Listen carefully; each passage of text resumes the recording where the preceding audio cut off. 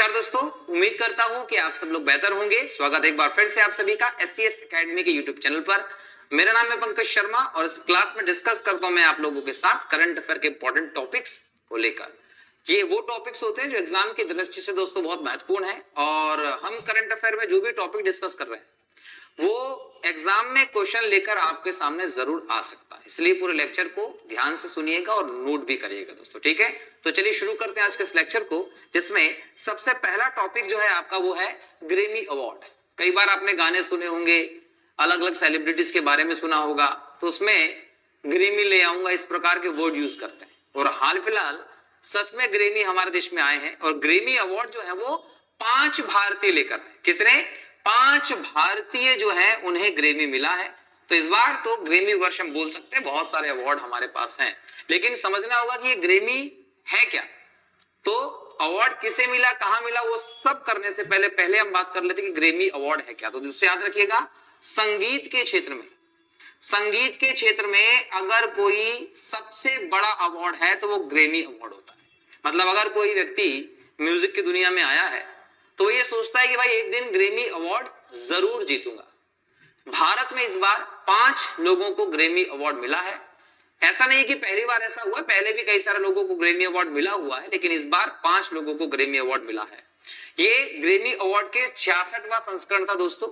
पहली बार Grammy award हुआ था 1959 में। 1959 में 4 मई को ग्रेमी अवार्ड जो है वो आयोजित किए गए थे। उसके बाद से लगातार वार्षिक रूप से इन अवार्ड्स को अनाउंस किया जाता रहा है और ऐसा करते करते 66वां है। इस बार जो 66 ग्रेमी अवार्ड का फंक्शन है 2024 का, वो होता है अमेरिका में। अमेरिका में कहा? लॉस एंजल्स में जगह है जिसका नाम है crypto.com एरिना।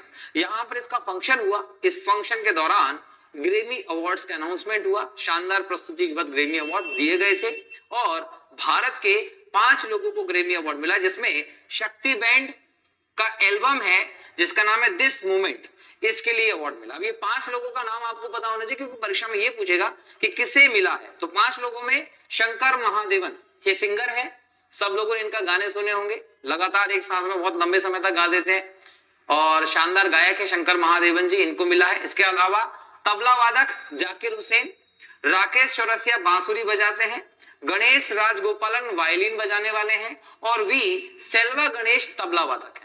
तो इन 5 लोगों को इस बार ग्रेमी मिला है। अब एग्जाम में क्वेश्चन दूसरी तरीके से पूछा जा सकता है। क्या पूछेगा?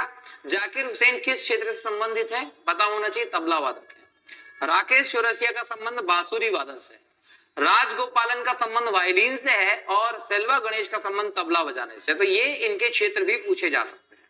क्या पहली बार भारतीयों को मिला है? तो नहीं दोस्तों, याद रखिएगा कि पहले अगर किसी भारतीय को मिला है तो 1968 में ही ग्रेमी का प्रारंभ भारत में हो चुका था। इस समय पंडित रविशंकर जी जो गायक भी थे और सितार वादक थे, इनको ये अवार्ड पहले मिल चुका है। तो 1968 में पहले किसी भारतीय को ग्रेमी अवार्ड मिले थे और 2024 में 5 भारतीयों को मिले हैं। ग्रेमी अवार्ड में इसका नाम देखिए, ग्रेमी। ये ग्रेमी जो नाम है ना, वो ग्रामोफोन से निकला है। ग्रामोफोन क्या है? तो प्राचीन काल हम बोल सकते हैं, मतलब आज से 50-60 साल पहले की व्यवस्था में जाएं तो उस समय संगीत सुनने के लिए एक बड़ी सी सीडी लगाकर एक माइक टाइप की व्यवस्था से संगीत सुना जाता था, वो ग्रामोफोन हुआ करता था। तो ग्रामोफोन से ही इस अवार्ड का नाम पड़ा है ग्रेमी, जिसका इस साल 66वां संस्करण दोस्तों रहा है। तो ये सभी चीजें मैंने बताई आप लोगों को करंट अफेयर की दृष्टि से ग्रेमी अवार्ड को लेकर, जो एग्जाम में पूछी जा सकती है। याद रखिएगा, AR रहमान जैसे कलाकारों को भी ग्रेमी अवार्ड बहुत पहले मिल चुका है। तो हमारे देश में कई सारी ऐसे प्रसिद्ध लोग रहे हैं जिनके ग्रेमी अवार्ड प्राप्त कर चुके हैं और इनकी पूरी सूची हमारे द्वारा जो PDF नोट्स बनाया गया उसमें है। आप चाहें तो टेलीग्राम पर मैसेज कर दीजिएगा, व्हाट्सएप पर मैसेज कर दीजिएगा, दोनों के लिंक जो है वो डिस्क्रिप्शन में दी गई है। हम आपको इसकी पूरी PDF भेज देंगे, जिससे आप लोगों को पता चल जाएगा कि किस किस व्यक्ति को अभी तक ग्रेमी अवार्ड मिला हुआ है। तो अगर PDF चाहिए तो कांटेक्ट करिए दोस्तों, ठीक है। चलिए अगला टॉपिक देखते हैं। अगला टॉपिक है लाइफ टाइम अचीवमेंट अवार्ड। हाल ही में PT उषा जो है, इनको लाइफ टाइम अचीवमेंट अवार्ड मिला है। अब ये लाइफ टाइम अचीवमेंट अवार्ड जो मिला, ये किसने दिया है? तो याद रखें sport journalist federation of India, sports journalist federation of India और साथ साथ द स्पोर्ट जर्नलिस्ट एसोसिएशन, ये दोनों संस्थाएं जो है इन्होंने लाइफ टाइम अचीवमेंट अवार्ड दिया है पीटी उषा जी को। इन्हें हम भारत की उड़न परी कहते हैं, गोल्डन गर्ल के नाम से फेमस है, महान धाविकाएं, एथलेटिक है, दौड़ने में इनके जैसा हमारे देश में प्रारंभ में कोई नहीं रहा है दोस्तों। तो इन्हें हाल ही में एक समारोह के दौरान लाइफ टाइम अचीवमेंट अवार्ड मिला है। लेकिन समझना होगा क्या इन्हीं को मिला है कि किसी और को भी मिल चुका है? तो पहले ये life time achievement award cricketer Sunil Gavaskar ji को मिल चुका है। इसके अलावा प्रकाश पादुकोण बैडमिंटन के खिलाड़ी थे, इनको मिल चुका है। मिल्खा सिंह है ना, फ्लाइंग जट जिसको कहा जाता था, इनको मिल चुका है। और विजय अमृतराज जो टेनिस खिलाड़ी रहे हैं, इनको ये मिल चुका। तो ये भारत के पहले रहे हैं लोग जिन्हें ये अवार्ड मिल चुका है दोस्तों। अगर हम पीटी उषा जी की बात करें तो पीटी उषा जी का संबंध है केरल से। 1964 में केरल के कोझिकोड में पीटी उषा जी का जन्म हुआ था और देश के लिए 1977 से सन 2000 के 20 तक सक्रिय रूप से एथलेटिक के तौर पर इन्होंने काम किया। कई सारे ओलंपिक हो, कॉमनवेल्थ हो, राष्ट्रीय अंतरराष्ट्रीय प्रतियोगिता में शामिल हुई, भारत के लिए कांस्य पदक जीतते भी रह गई थी और लगभग 103 अंतरराष्ट्रीय पदक इन्होंने अपने पूरे करियर में दोस्तों इस दौरान जीते थे।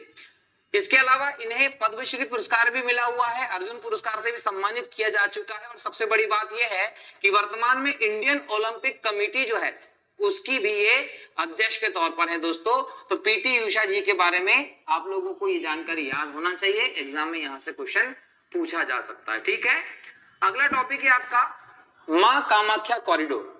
दोस्तों याद रखिएगा, टॉपिक है मां कामाख्या कॉरिडोर। हाल ही में प्रधानमंत्री नरेंद्र मोदी जी अपनी असम यात्रा पर गए। असम यात्रा पर जब गए तो उन्होंने 11,000 करोड़ के अलग अलग प्रोजेक्ट का शुभारंभ किया है असम में।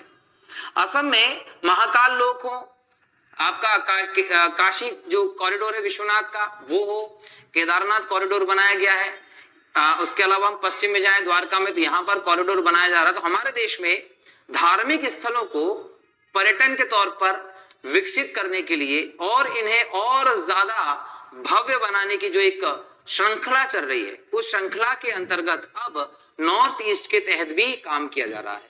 मां कामाख्या का मंदिर दोस्तों बहुत फेमस है। जिसको भी अपनी मनोकामनाएं पूरी करनी होती है असम में जाते हैं और यहां जाकर अपनी मनोकामनाएं पूरी के लिए प्रार्थना करते हैं, मां के दर्शन करते हैं। तो मां का ये जो स्थल है, इस स्थल पर मोदी जी ने एक कॉरिडोर बनाने की योजना का उद्घाटन किया है। कई करोड़ रुपए लगाकर यहाँ पर ये कॉरिडोर बनाया जाएगा, जिसके माध्यम से नॉर्थ ईस्ट में मां कामाख्या के क्षेत्र में टूरिस्ट हो, धार्मिक पर्यटन को बहुत ज्यादा बढ़ावा मिलने वाला दोस्तों। अब ये मां कामाख्या का जो कॉरिडोर है वो असम में कहाँ है? तो नीलांचल पहाड़ी पर है। नीलांचल पहाड़ी को अगर हम देखें तो तीन तरफ से ब्रह्मा पहाड़ी, विष्णु पहाड़ी और शिव पहाड़ी घिरी हुई है और इसके उत्तर की तरफ जाते हैं तो यहाँ पर ब्रह्मपुत्र नदी फ्लो करती है। असम में ये है दोस्तों। तो असम में मां कामाख्या देवी का मंदिर याद रखिएगा। इसके साथ साथ आपको एक और चीज याद रखना है, एक प्रकार से आपका ये सेल्फ वर्क समझ लीजिए, होमवर्क समझ लीजिए। अगर आप ये लेक्चर देख रहे हैं और चाहते हैं कि एग्जाम में क्वेश्चन ना छूटे तो एक चीज सोचिए, मां कामाख्या कॉरिडोर का शिलान्यास हुआ है। मध्य प्रदेश में सलकनपुर कॉरिडोर की व्यवस्था पहले से ही चालू है। महाकाल लोक हो चुका है, बाबा विश्वनाथ का कॉरिडोर हो चुका है, राम मंदिर बन चुका है। एक धार्मिक व्यवस्था जो है हमारे देश में बड़े स्तर पर चालू है। तो मंदिर जो है हमारे देश के कहां कहां किस किस राज्य में फेमस है उनको आप जरूर याद कर लीजिएगा, एग्जाम में पूछा जा सकता है, उनकी कला पूछी जा सकती है। हालांकि हम करंट अफेयर में आगे सब पे डिस्कशन जरूर करेंगे और मैंने हमारे यूट्यूब चैनल पर एक लेक्चर अपडेट किया हुआ जिसमें हमने मंदिरों की स्पेशल जानकारी दी हुई है, तो उसको आप देखिएगा, उसकी लिंक हम डिस्क्रिप्शन में डाल देंगे। ठीक है, अगला टॉपिक देखिए, इसमें है असम। असम में मां कामाख्या का मंदिर है। असम के बारे में जानकारी होनी चाहिए। असम जो है दोस्तों, दिसपुर इसकी राजधानी है। हेमंत बिस्वा शर्मा बीजेपी के मुख्यमंत्री हैं। राज्यपाल जगदीश मुखी हैं। अगर क्षेत्रफल की दृष्टि से देखा जाए तो नॉर्थ ईस्ट का सबसे बड़ा राज्य है, दूसरे नंबर का। और अगर हम जनसंख्या की दृष्टि से देखें तो नॉर्थ ईस्ट का सबसे बड़ा राज्य है। ब्रह्मपुत्र नदी यहाँ से फ्लो करती है और यहाँ तक जो मैदानी इलाका है, मध्यवर्ती मैदान का, वो विस्तृत है। मानस राष्ट्रीय उद्यान के लिए फेमस है। एक सींग वाला गेंडा यहाँ पर आपको देखने को मिलता है। अगर भारत में एक सींग वाले गेंडों की संख्या सबसे ज्यादा है तो असम में दोस्तों देखने को मिलते हैं। इसके अलावा असम में जो उद्यान है उसमें आपको बाघ की संख्या भी पर्याप्त मात्रा में देखने को मिलती है। हाथियों के संरक्षण की दृष्टि से भी इंपॉर्टेंट है। सबसे बड़ा बांस पार्क जो है वो असम में बनाया जा रहा है, ये भी आप लोगों को ध्यान रखना है। ठीक है दोस्तों, चलिए अगला टॉपिक देखते हैं, है UCC bill, uniform civil code. दोस्तों एक ऐतिहासिक निर्णय हुआ है। उत्तराखंड के सरकार ने कल ही अपनी विधानसभा से यूनिफॉर्म सिविल कोड का बिल पास कर दिया है। अब अगला स्टेप ये होगा कि ये बिल जो होगा ये राज्यपाल की अनुमति के लिए जाएगा। राज्यपाल की अनुमति के बाद ये कानून बन जाएगा और ये जैसे ही कानून बनता है तो आजादी के बाद भारत का कोई पहला राज्य होगा जिसने यूसीसी को अपने यहां पर लागू किया, अर्थात यूनिफॉर्म सिविल कोड की व्यवस्था की है। अब यूनिफॉर्म सिविल कोड की व्यवस्था में मैंने ये क्यों कहा कि आजादी के बाद भारत का पहला राज्य होगा? हम लोग तो पहले से पढ़ते चले आए कि गोवा ऐसा राज्य है जहां पर यूनिफॉर्म सिविल कोड है, मतलब गोवा एकमात्र राज्य है अब तक भारत का जहां पर एक समान सिविल संहिता लागू है। तो गोवा में याद रखिएगा कि 1962 तक हम देखें तो पुर्तगाली शासन थे। पुर्तगाली लोग भारत में 1498 में आए जब वास्को डी गामा भारत आया था और 1510 में इन्होंने अधिकार कर लिया गोवा के क्षेत्र पर और पहली बार यहाँ पर कोई विदेशी बस्ती बनी हमारे देश में। और सबसे पहले भारत आने वाली विदेशी पावर सबसे आखिरी में भारत से जाती है वो पुर्तगाली थे, गए नहीं थे, लेकिन भारत की सरकार ने एक ऑपरेशन चलाया, ऑपरेशन चलाकर पुर्तगालियों को यहाँ से भगाया। पुर्तगाली जब भागे तो उस समय हमें गोवा में यूसीसी या एक समान सिविल संहिता लागू मिली थी। मतलब गोवा में एक समान सिविल संहिता जो है वो पुर्तगालियों के शासन के दौरान थी, लेकिन भारत के आजादी के इतिहास में उत्तराखंड वो पहला राज्य बन रहा है जहां पर यूनिफॉर्म सिविल कोड लागू होगी। दोस्तों यूनिफॉर्म सिविल कोड क्या उसको समझते हैं। भारतीय संविधान का अनुच्छेद नंबर 44 जब आप देखते हैं इसमें राज्य के नीति निर्देशक तत्वों के अंतर्गत एक समान सिविल संहिता की बात की गई है। अब ये राज्य के नीति निर्देशक तत्वों के अंतर्गत दिया गया था। नीति निर्देशक तत्व, ये नीति निर्देशक तत्व जो हैं वो भारत के संविधान में आयरलैंड के संविधान से दोस्तों लिए गए हैं और आर्टिकल नंबर 36 से लेकर 51 के बीच में इनकी व्यवस्था की गई है भाग 4 के अंतर्गत। और ये नीति निर्देशक तत्वों की एक विशेषता याद रखिएगा कि यहाँ पर आपको आर्टिकल नंबर 37 जो है वहीं से मिल जाएगा कि ये क्या है, ये अवाद योग्य हैं, मतलब इनको लागू कराने के लिए आप कोर्ट में नहीं जा सकते। जैसे आप मौलिक अधिकार के लिए सीधे कोर्ट जा सकते हैं, सुप्रीम कोर्ट, हाई कोर्ट, वैसे आप नीति निर्देशक तत्वों के लिए सीधे कोर्ट नहीं जा सकते, मतलब इन्हें फोर्सफुली लागू नहीं करवाया जा सकता। नीति निर्देशक तत्व सरकार के मार्गदर्शक तत्व हैं, ये सरकार तब लागू करेगी जब उसके पास संसाधन होंगे, मतलब ये सरकार की इच्छा पर निर्भर होता है। इसीलिए 1947 में आजादी और 1950 में संविधान के लागू होने के बाद भी हमारे देश में यूसीसी का प्रावधान नहीं आ पाया, लेकिन उत्तराखंड ये लेकर आ रहा है तो एक संवैधानिक व्यवस्था के तहत लेकर आ रहा है। ये होता क्या है दोस्तों तो वो समझिए। इसका मतलब है एक समान नागरिक संहिता। अब ये एक समान नागरिक संहिता का मतलब भी समझ लीजिए कि सभी के लिए समान कानून। अब जब मैं कह रहा हूं कि सभी के लिए समान कानून, तो क्या भी सभी के लिए कानून समान नहीं है? बिल्कुल। देखिए किस प्रकार की भिन्नता मिलती है, कानून को लेकर जो भिन्नता देखने को मिलती है वो किस प्रकार की मिलती है उसको जरा सा समझिए तो अपने आप समझ में आ जाएगा कि यूनिफॉर्म सिविल कोड आने के बाद हमारे देश में कानून व्यवस्था के अंतर्गत क्या परिवर्तन आ सकते हैं। तो देखो कि जो कानून है उसकी जब हम बात करते हैं तो दो प्रकार के कानून देखने को मिलते हैं। एक होते हैं क्रिमिनल, आपराधिक, और एक होते हैं सिविल।